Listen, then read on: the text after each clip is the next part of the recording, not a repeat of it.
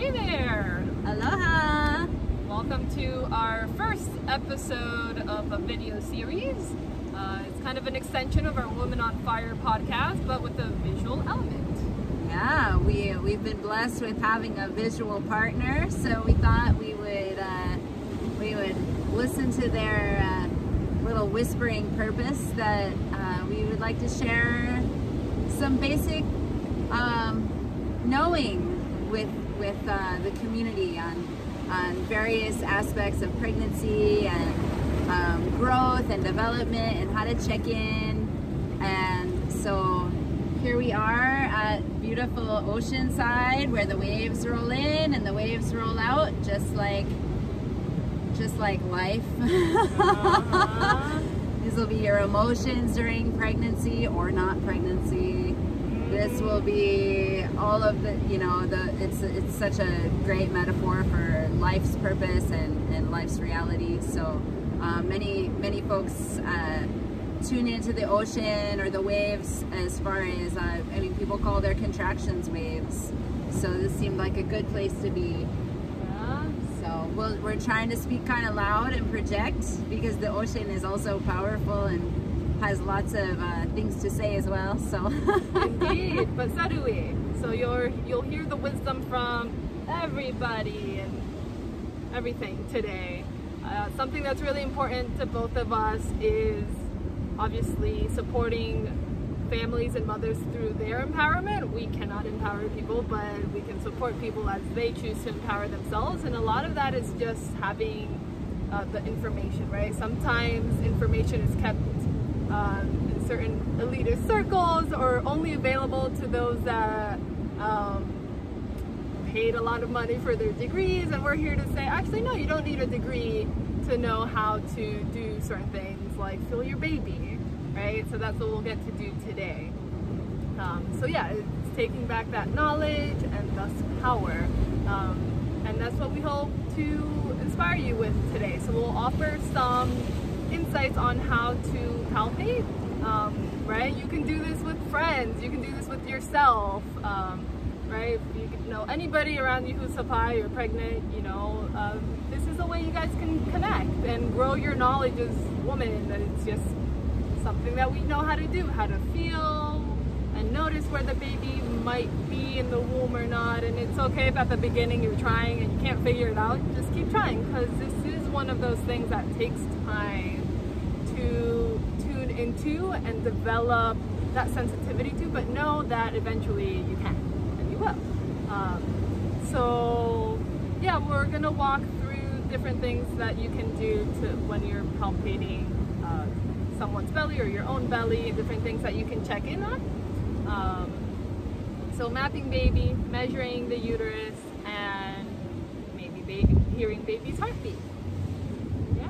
yeah, absolutely. Okay. You ready? I'm ready. All right. And this is a good time to start because so this little person is 21 weeks gestation, and so anytime before that sometimes it's a little more tricky because they're real little, but you can still kind of start tuning in before that, of course, but as they get a little bigger and a little bigger, it becomes also a little bit easier to know what you're feeling or base what you're feeling upon the sensations that the mother is also experiencing. So yeah, so we felt like it's a good time to kind of start because this is really that pivotal point where even if you have untrained hands, you really can sort of check in and get a pretty good feel or good idea about what you're experiencing underneath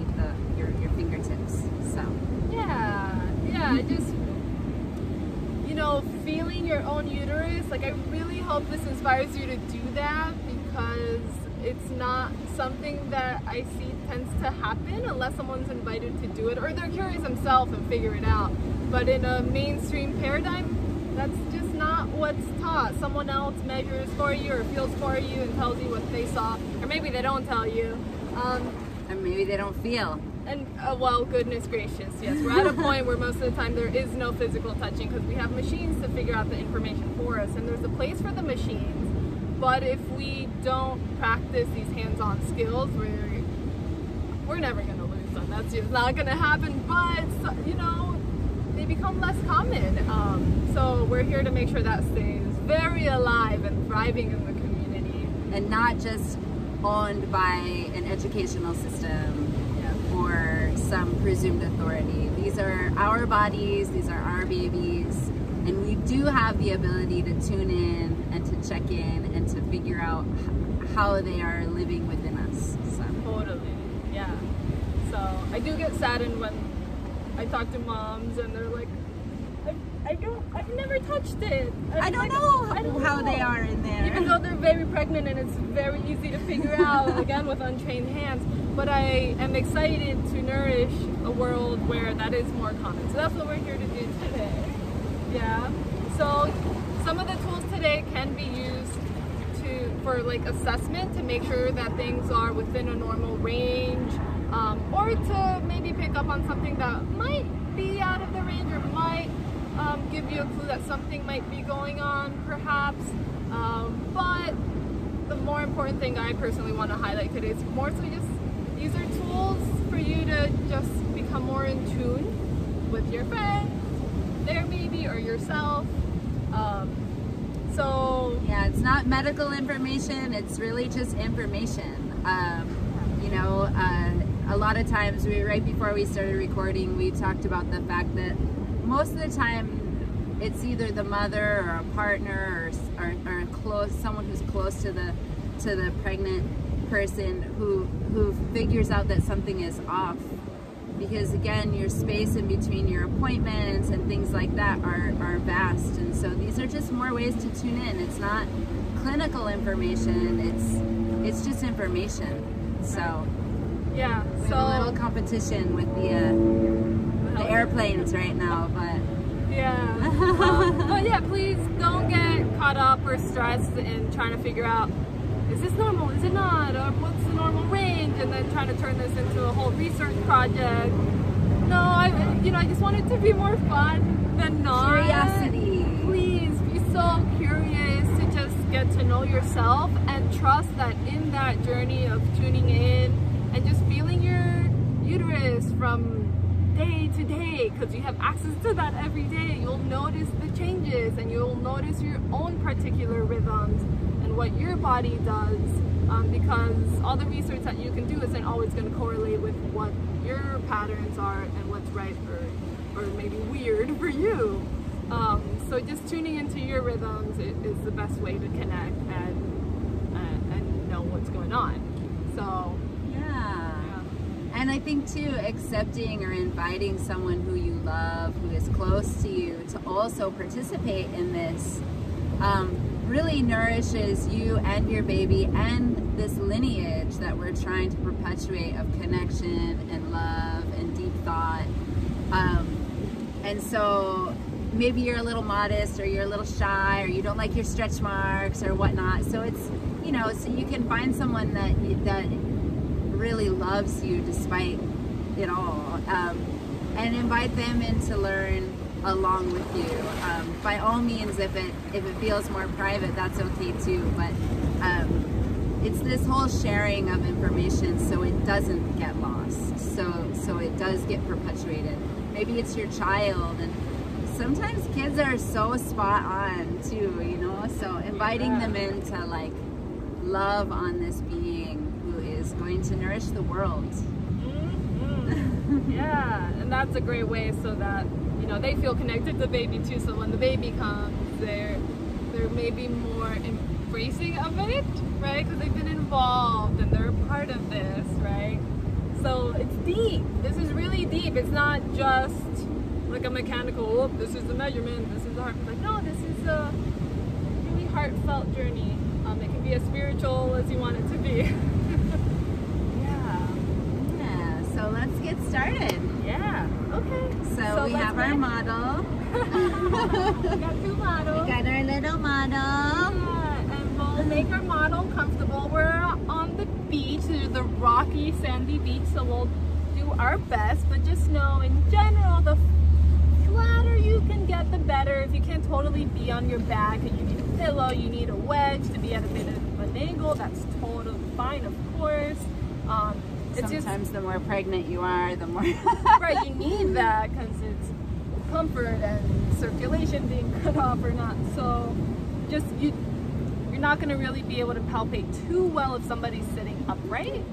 Oh, photo bomber. Yeah, so sitting is tricky, but laying down is best. I'm going to move this down so we can fully encapsulate. Oh, this is perfect. Now block off our fishing friends. That is so cute. You can feel It's too. all about the kids anyways. That's right. That's right. Yeah, so sometimes putting a pillow underneath the legs can feel nice because if the legs are just flat out, it can be more strain on the lower back. But Jaymie's, these are just tips for you at home. So, good? Yeah. Yeah. Feel great. Awesome. Yeah. Are you ready for us to feel? I'm so ready. All right. So, again, Jaymie's about 21 weeks.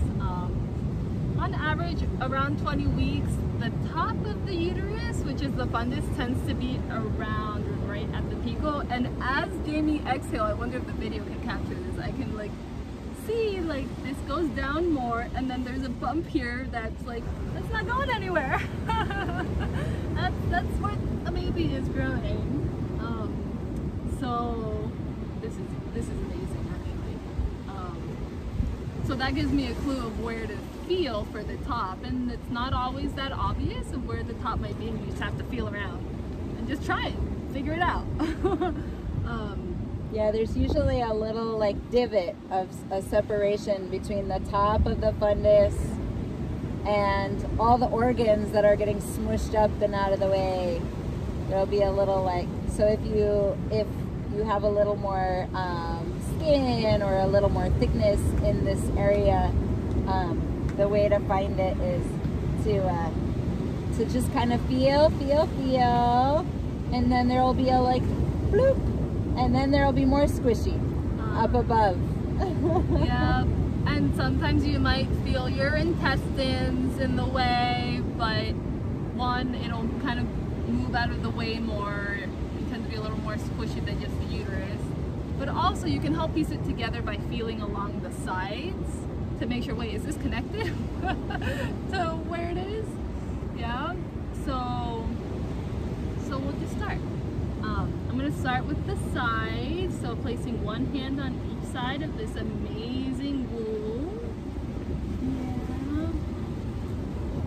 Yeah. Oh, and just take a moment to be so darn grateful to have this moment with my friend and my new friend in the making. And just, you know, sometimes when it's earlier on in the pregnancy, like you just might have no idea where the back might be or where the head might be. But sometimes you just try to tune in, like, hey baby, where are you today? Like, let me know. Right? Talk to the baby. They're an active participant in this journey, right? And they're definitely listening and can hear, and before they can hear, they can feel your energy. And I can feel that cold water coming up and kissing me. The tide is growing. So what I've done, I wrap my hands around the sides of Jaymie's amazing womb, and I've climbed my way up to the top, and I'm trying to gently find where that edge is that she described earlier, right? Sometimes it's described like the top of a grapefruit, or just the top rounder part of the balloon. And one thing too that I notice when we're first showing folks how to feel their babies, or partners how to feel, you know, sometimes they're like just using their little bit of their fingertips as opposed to using, like, you know, the edges of your hand, and to like really almost, you know, think of it like a sculpture. Like you can kind of press in a little bit deeper than you think. So, you know, and always sort of being mindful of the mother's reaction or movements around that. sometimes too people get real excited and then they go real deep, or they go real fast real deep. And you can go pretty deep, but usually you'll want to do it in a slow motion so it's not so shocking to the body. But you can dig pretty far in there. Right. Be gradual as you ease in there. Don't just be sharp and quick and deep. Yeah, so like you can kind of like scoop in and feel in, but you just have to be really intentional about it because you're essentially invading someone's home. Yeah, and I have this relationship with Jaymie where I know that she will let me know if I need to back up. I am fully wet now. Yes, even I got a little wet. Okay, shall we move on? Maybe. Yeah, all right. We adjust. Sometimes this happens. Sometimes mom is on their back and they're like, oh, I don't feel good on my back anymore. We got to move or the waves come up. That's the first time I've had that happen. Yeah. Done prenatals on the beach, but not so close to the water. All right. Yeah, I have this relationship with Jaymie where I know she'll let me know, you know, if I need to back off or whatever. But if you're doing this with somebody, just make sure you have that conversation of like, oh, is this pressure okay? Can I go a little more? Should I back off? Or, you know, have that disclaimer ahead of time. Like, hey, if you needed me to stop at any time, tell me, right? So far, I feel just a lot more firmness on Jaymie's right side. Shift my hips so you can see. Yeah, you can totally see this, like, obvious little bump difference from the top. Yep. So this is where I feel more firmness, which lets me know that likely most of the babies over here, like baby's back, at least in this particular moment in time. It doesn't mean that's how they always are, especially at this gestation. They just move a lot. I mean, every baby's different too. Some babies lay across. Some babies, all you feel is lots of lumps in the front, and you don't feel one big firm lump. Yeah. And that can mean, you know, like, again, not to get in your head about, oh, my baby's sideways. Sometimes that's the best place for them at this stage because it's the most comfortable, and they usually end up migrating, you know, head or butt down as the space gets smaller.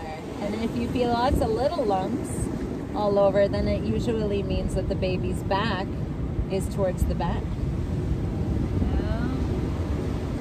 Yeah, so this side is much more squishy. I can still feel like random parts of firmness, but the right side is like continuous firmness everywhere. Oh, I pressed the whereas the left side is just like there's pockets of firm and pockets of soft, right? More indicative of like baby limbs or something, right? And again, it's okay to not know. Totally. Really what you're doing is you're getting familiar, and the more you get familiar, the easier it will be to map in the long run. Sometimes the first few times you're palpating, you're literally just feeling.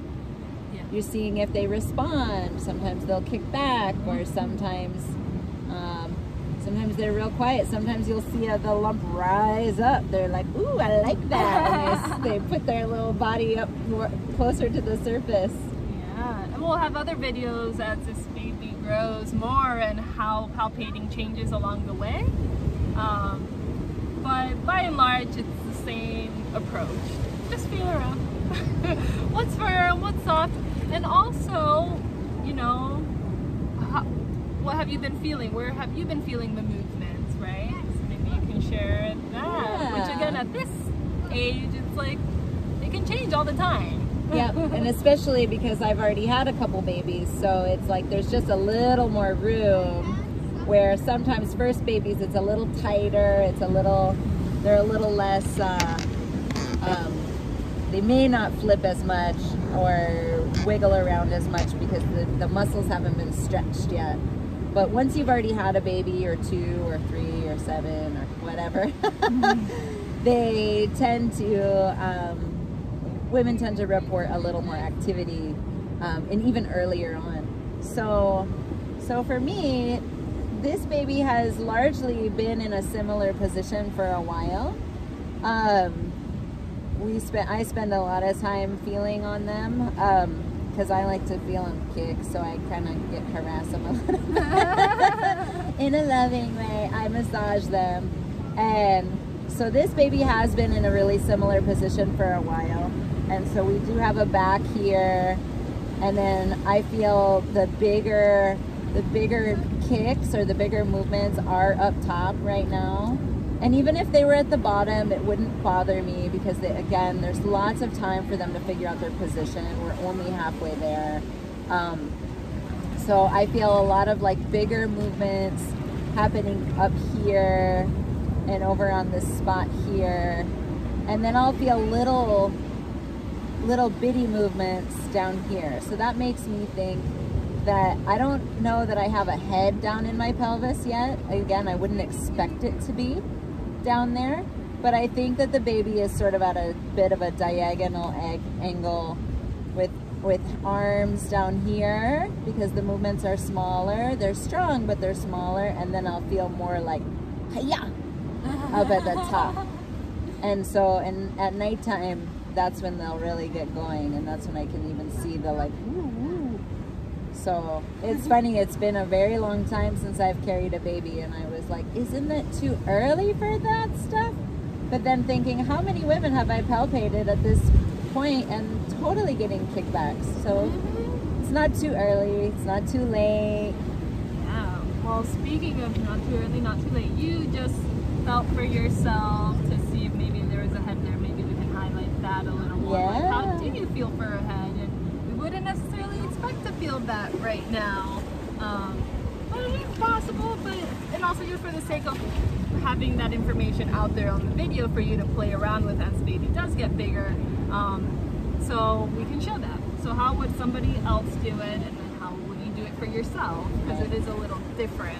I'm gonna lay myself really flat too, because the flatter you are, the easier at this stage it will be to feel if there's actually a baby's head in the pelvis. Right. But if you're squished up like this, then you can imagine it just kind of like squishes it a little bit, and their head is not that big yet. So the more you can stretch it out, then you can have a little bit easier of a feel. But again, as she mentioned in the beginning, sometimes this is really uncomfortable for folks. So the point is not like, because it's not that critical to know if the baby's head up or head down at this stage. What is more important is that mama is comfortable. So yeah. So if you don't find the head, or you do, it doesn't really matter right now. Sometimes people don't care where the head is because they know the baby's gonna come out, and that's also okay. Yeah. Yeah. So as someone who's checking on somebody else's body to try to see what's in the pelvis, you'll use your hand and make a sort of a C. And right, I mean, that would be a term baby's head, so I'm gonna make it a little smaller to try to find a 21-week-old head. And right, so if the uterus is about up to here right now, then I'll go, bring this down a little bit more. That's okay. And I'll just kind of feel around. Sometimes it's a little higher or lower. Earlier on, it may be a little higher, but still it's middle, yeah? And this is the pubic bone, so you look for the top. Everyone has one, men and women. You're looking for like the top of the pubic bone.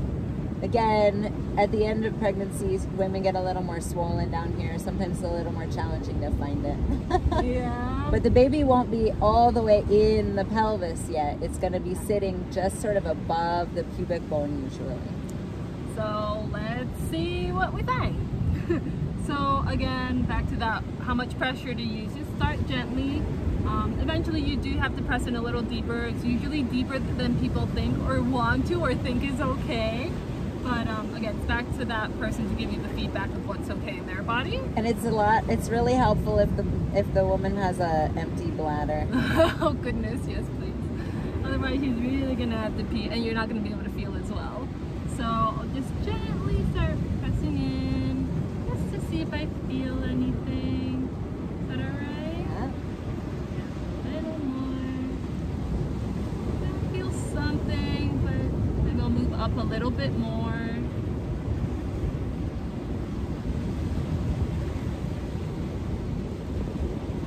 And you can always ask what the mother is feeling at the time too. I was about to ask you. Yeah. Does that feel like it? Yeah. Because I'm kind of surprised that totally feels like a head right now. Yeah. No. So when she was a little deeper, it didn't feel like much. And then as she moved up, I felt like resistance in the tissue, right? So that was just what, and then if I feel, it's different, right? But my internal feeling is the resistance. And so there's definitely something firm down there. Mm-hmm. And from my deduction of where I'm feeling movement, that would make me assume that baby's head is down there. Yeah, makes sense with all the other pieces. So now you want to show them how you would feel on yourself to find that head? So when you're feeling yourself, it's hard to do this.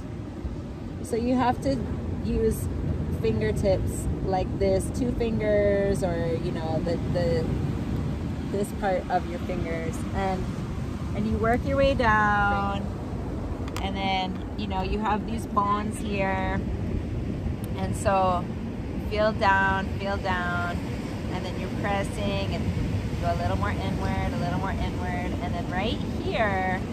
So what you're feeling for is not just firmness, but as the uterus grows, as the baby grows, you're also feeling for this like rounded firmness. So rounded firmness that you can rock back and forth. And yeah, so I think baby's head is actually, they're not diagonal anymore. I think we have a head sort of snugly in between these bones here. And it's okay if you don't feel it. And sometimes the baby's really tucked in and you have to dig deep, or if it's too much, then you know, you just trust that, okay, big movements are up here, little movements are down here. And they're in the right, you know, they're in that direction. So that's how you feel that. But yeah, it feels like rounded in between.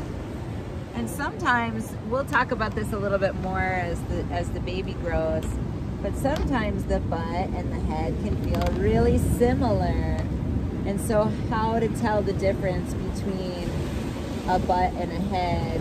Now, again, it's more based on what the movement of the baby is.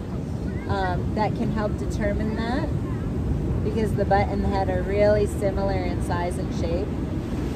But if there's a head that's up, when you press on that round firmness, the head will bob.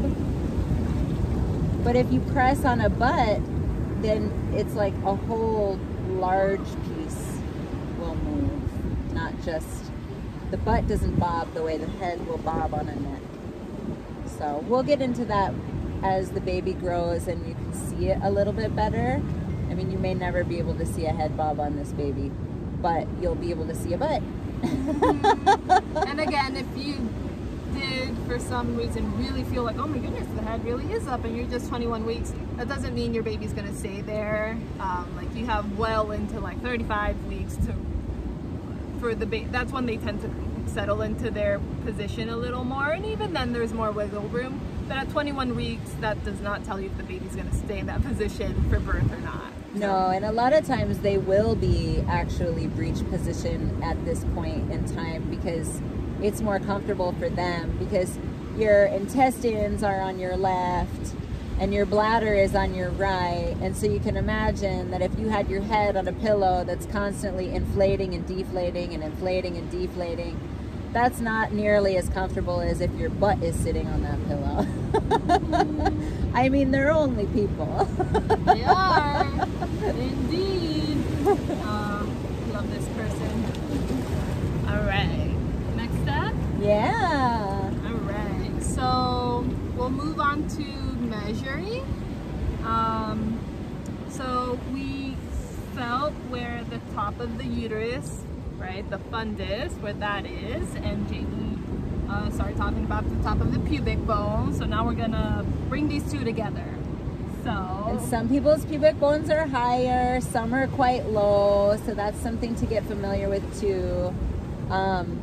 You know, it is nice to have someone that you trust or that you're close with if you're having them palpate, you know, that you, if they accidentally, like, you know, get real close to your vagina, you know, that's okay. You know, this is where the baby's gonna come out. So this is also a part of this, is getting comfortable with your body and with the space, and especially with people that you love and trust who are gonna honor that space.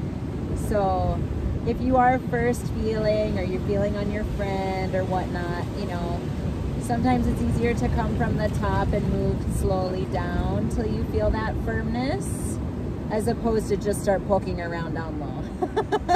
Start further up. Yes, good call. Start there. And when getting ready to feel somebody else's body, I love asking them, like, well, can you point out where the top of your pubic bone is? And some people are in tune with that, and some people are like, I got no idea. And that's fine, but I love it because then it's an opportunity to then get to know where that is. So that, right, again, this whole body literacy, be empowered, know yourself journey.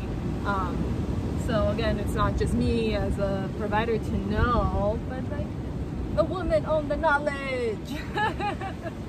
So you want to point out where your top of your pubic bone is? Yeah, so my pubic bone, I have a low-lying pubic bone. So it's all the way down here, past my bikini line or whatever. So, yeah, you'll see some pubes sometimes. That's real life. Yeah. So I just got a regular measuring tape. We're gonna use the centimeters part of it. We're gonna put the end piece right at the like edge of the pubic bone. So sometimes right at the top of it. Yeah. Yeah. So right, the edge of the top. And this is a fun one because I don't measure the way that because usually the number of weeks you are correlates with how many centimeters your fundus is. So the fundus is the top of the uterus, and mine does not. So that's why I was saying this isn't clinical. It doesn't mean there's anything wrong. It's just getting familiar with how your body gestates a baby. Yep, and the reality is, you know, this isn't the most precise. Everyone measures a little different, and there's going to be a little leeway. That's why, like, if you're 30 weeks and you're measuring 32 or 28, a 2 centimeter discrepancy higher or below tends to be agreed upon as like totally normal. Absolutely normal. And sometimes a little more. Yep, So, and it depends on what number of gestation this is. You know, if you've had multiple babies, sometimes their pelvises soften faster and the babies burrow deeper, and it never really correlates that well. You could be several centimeters off, but that's also why palpation, with measurement and palpation together, you can get an idea of like, well, this baby's definitely growing. We can feel fluid, we can feel the baby growing in size, even if the measurement is not exact or within that 1 or 2 centimeters. That's where the palpation and the measurement come into play together. Right. Different things can affect where the uterus is. Often, yeah, how the baby's lying. If they're totally sideways, well, you're going to be a little wider that day than you are taller. And so you might not go this way. It'll be this way, so it may not measure the same as 2 weeks later, where the baby would be more like aligned like this. Or if they're in your back, and then all the rump and the thick heavy spots are in the backs, and it's all little parts in the front, then sometimes the belly will lay flatter. And in Japan, they actually measure, like they'll put the measuring tape all around the waist, and then they're measuring how like wider you're getting. I never learned that one, so I'm not sure what those measurements mean and what the normal ranges are there, but just to share more information of how, like, you know, there's different ways of checking in. But today we're just going to show you how to measure from top of pubic bone to top of the uterus. So I got the centimeters, and starting from 0, we're going to put it right on pubic bone. Hello. Just put this right there. I'm going to put this right on top of the Bring you closer. I think I can see. Or you want to hold it right above? Yeah. Hey. Check it out. Alright, so I'm going to make sure it's nice and flat. And I'm again, I'm gonna find the top of the uterus, find the fundus. I think you might have had a growth spurt or something, because I think you're gonna be right on the money. Yeah.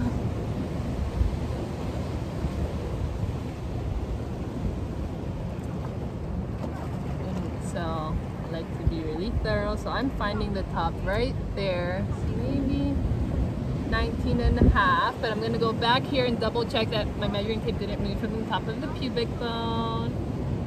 Because sometimes that happens to me. I'll come back. And I really, yeah, I get that 19 and a half. Perfect. This is one of those things that can be trickier to do on yourself. Because you have to bend and that changes it. Can't be as flat. Yeah. So right on. Great. I'll balance you guys back up there. All right. So more thoughts on the measuring tape.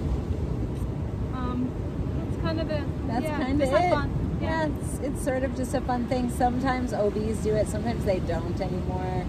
Again, if your OB or your midwife is doing it and you're more than 2 centimeters off, you know, do a little check-in yourself. Is my baby active? Are they, you know, has it been growing regularly? You know, again, growth spurts, right? So 2 weeks ago we measured and it was 15, but I was, you know, 19 weeks. So that was a 4 centimeter discrepancy. But now it's catching up. And a lot of times, actually, people won't measure until you're at least 20 weeks, because it is variable depending on how long of a torso you have, or how short of a torso you have, or again, how your baby lies in there. It's also the time, like if you have 2 babies in there, you still may be measuring sort of on point up until this point. Then the babies will start growing more rapidly, and that's when you may start measuring larger. And again, it's sort of difficult before this point to even palpate more than one baby, because one could be behind the other, or if you have, I have my placenta in the front as well, which can make things a little bit trickier too, where it's like, well, all you feel is firmness sometimes. So really taking that time to like feel and pay attention to movement can help when there's a big placenta in the way. Yeah. So, and how do I know my placenta's in the front? It is largely from palpation and from when I listen to baby. Yeah, so that brings us to our next adventure. Listening to baby, and that placenta piece will come into play, or can in your case too. So we're gonna start today with the fetoscope. I won't be able to have you guys hear it. Honestly, I don't know if we'll be able to hear it, because around this week, baby is so small. Depends on their position. Depends on if the placenta's in the way or not. The only way you can really hear the heartbeat with this fetoscope is if you have direct access to being on top of the baby's heart, usually by being on top of the heart via the back, sometimes even via the chest. But again, if the baby's back is towards mom's back and they're little, like, you just might not be able to pick it up with this. So like if someone wants to hear the baby's heart rate at 15 weeks, like this ain't gonna really do it. I mean, hey, maybe every now and then randomly if you're really good, but usually not, and especially if you're not used to using this, in which case, the Doppler would be more helpful in that case. But the bigger the baby gets, the more likely you are to be able to hear with the Doppler. So we're just gonna try, for the sake of sharing how you would go about doing this. So we'll see. So we felt baby's back, more on Jaymie's right.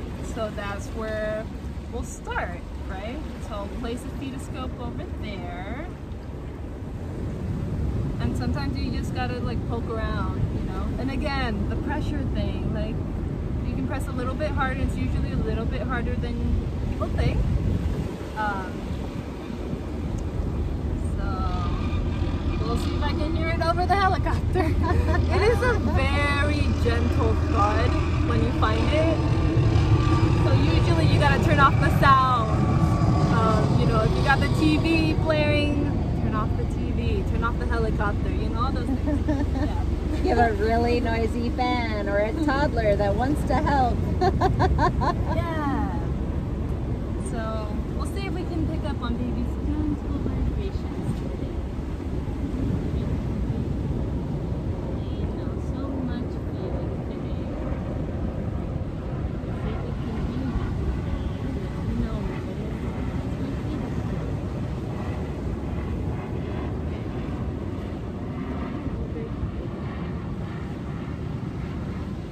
Make sure you have a good seal in your ears.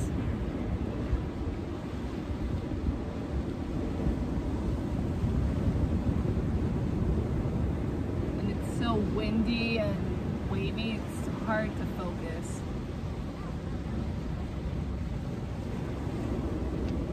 The baby's totally pushing back on me. Yeah, I can feel them wiggling around. Yeah, I was like, is that the heartbeat? Nope, they're pushing back. They're like, hey, this is my home. I know this is your home. We're just teaching the world amazing things. Yeah. All right, we'll move over a little bit.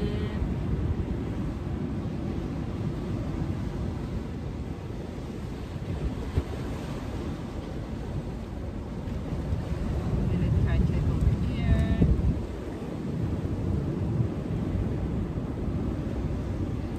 And sometimes if they're really little, maybe you place your hand on the other side so you're not just pushing the baby away, right? So you kind of gently push the baby into the fetoscope.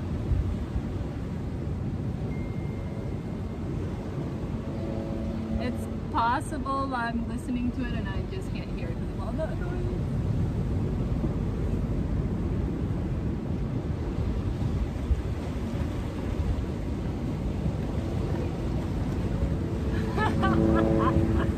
Oh, these helicopters. Well, that's kind of how you would do it. You just keep moving around and keep placing it and moving it. And sometimes you hear it softly and it gets a little louder. Sometimes you gotta close your eyes. Sometimes it's a subtle angle movement. So you can move it around or you can be where you think it is. And then you turn it a little bit. Or you turn it this way just to help, like, because sometimes if the angle is right, so you may have to dig in a little bit and come from an angle as opposed to just flat straight, because again they're three-dimensional, so they're not going to just necessarily have their back right here. Even if you feel that firmness, you may have to come in from a side or a space that is a little bit different of an angle. And you also can pick up mother's heart rate on the fetoscope and on the Doppler as well. So just knowing that typically, unless the mother's had plenty of coffee, the mother's heart rate is going to be about half or so what the baby's heart rate is at this stage in pregnancy. So if it seems very slow, then it's mama, because baby is more like this. You'll even see midwives sometimes when they're using a fetoscope, they'll do this little thing like this. And then a student or an assistant or a mother, a father will count the number of times her fingers tap, and that's how many beats she's hearing. And if it's like this, then it's very likely mama. Too much. Do you want to try?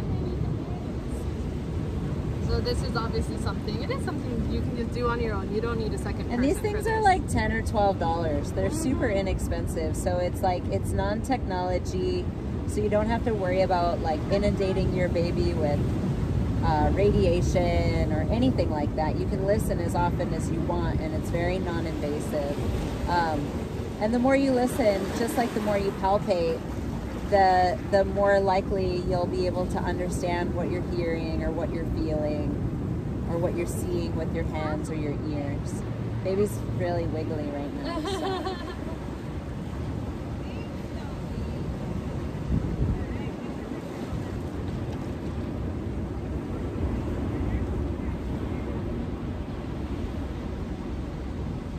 I actually am kind of loving this little fishing situation over here because you know what? This is normal.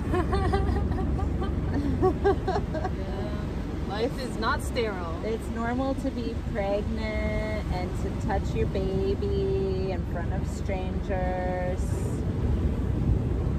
I mean, this is a mother and a child. There's something really beautiful about sharing this space. It's community, building the knowledge together.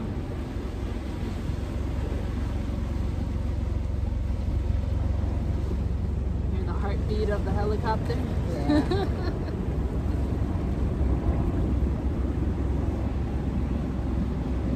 Yeah, there's too much background noise. But sometimes, even if it is really quiet, you're gonna need to take 10 or 15 or 20 minutes before you find it, and eventually it'll be faster. But it's okay, give yourself the time, don't rush. And sometimes now is just too early because they're so tiny. So I heard this baby 2 weeks ago on the fetoscope, and I haven't heard them since, and it was really like, I was pretty shocked. And prior to that, the earliest I had heard a baby on a fetoscope was at this stage, 21 weeks. Most of the time it's 24 or even beyond that you'll pick it up, and it has to be, you know, sometimes in those earlier stages it's luck because you might find it and then they like wiggle away because they have all this room still. Yeah. Or they push back, or so yeah, so just being like, but even that is that reassurance. I might not be hearing a heartbeat, but I'm feeling the baby responding to stimulation, which is also a very good thing, and really important because that's human nature, is to respond to stimulation. So that always is a positive reinforcement. Sometimes when women are in labor and we're maybe about to check on the heart rate or ask how baby's doing or whatnot, and mama's, it's like the baby's here, you thinking about it, and they're like, oh, I'm gonna do a big movement, and so then the mamas are like, no, baby's moving, it's okay. Like I feel them connecting in, you know. So again, not clinical, not medical, but mothers know. Mothers know, and so it doesn't ever offend me when women say no or no thanks. That 21-week gestation where I heard the heart rate with the fetoscope was many years ago, and that woman really didn't want any technological anything in her birth, and so we heard it at 21 weeks and we didn't hear it the next time, and then sometimes we would hear it and sometimes we wouldn't, but we would feel the baby dancing underneath our hands, and she was like, that's enough for me. And it's my job as someone to love and care for and check in, to like look at the other signs, but also respect what she wants and what she really feels. So, because it's her journey, it's not mine. I just get to be lucky enough to be there. Yeah, indeed. Well, do you feel like using the Doppler today? It's up to you if you want to share that information, or if we save it for next time, or whatever. Oh yeah, let's save it for next time. Yeah, we've been going for an hour almost. Okay. Next time we'll talk about how to count heartbeats. Right, exactly. And we'll use the Doppler. We might use the Doppler for baby. We might use it on my heart to teach you how to count heartbeats. And we'll show you the watch. Yeah, this is just the beginning of sharing lots of insights and tools and perspectives for you to tune in. So just episode 1, there will be many more in the future. We'll have a quick review. As this baby gets bigger, it'll be easier and more and fun for you to see. So also, as a pregnant mother, roll to your side, and then get up like this. Yes. No straight sit-ups once you're, you know, this far along. You don't want to separate your muscles. Yep, it's a way to protect your abdominal muscles from just staying knitted together and not being separated more. You may have heard of diastasis recti, and that's where this big, strong uterine muscle, as it grows and grows, if you're doing straight sit-ups, it will push out in between these muscles and it will push these aside. And in the long run, it's not the end of the world, but it can cause back problems. It's really affects core strength and things like that. So rolling to your side and helping yourself push up. The earlier you start that practice, in the long run, it will benefit you more because you won't be trying to catch up with that at 30 weeks or when the muscles have already started to separate. It's easier to prevent than to have repair. To treat it afterwards. It's still possible, but it's harder. So prevention, always start there when possible. And the same goes for when you're gonna lay down. Try to do it from your side instead of, again, the straight back, doing like a crunch sit-up type of thing. Yeah. And that's it for today, I believe. That's all for today. All right. Thanks for joining us. We love you all.